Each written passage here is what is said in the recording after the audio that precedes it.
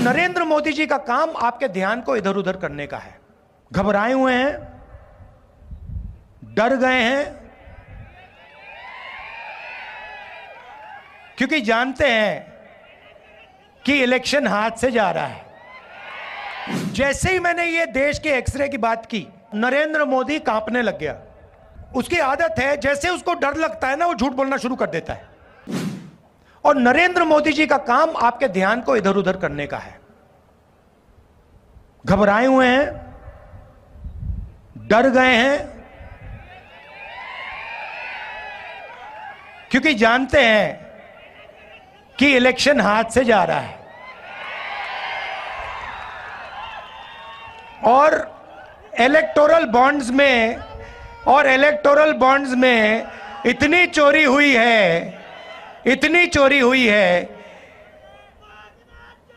कि इलेक्शन के बाद उनकी मुश्किल हो जाएगी।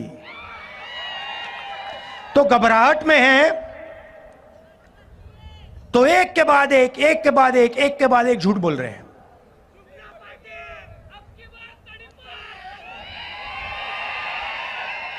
वो जानते हैं कि हिंदुस्तान की जनता बात समझ गई है।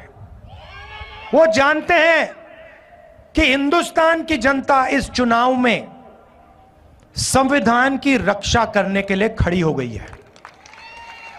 और वो जानते हैं कि हिंदुस्तान की जनता समझ गई है कि नरेंद्र मोदी जी अरबपतियों के नेता हैं, गरीबों के नहीं। अब जैसे ही मैंने ये देश के एक्सरे की बात की, वो नरेंद्र मोदी कांपने लग गया। जैसे ही उसकी आदत है, जैसे उसको डर लगता है ना, वो झूठ बोलना शुरू कर देता है।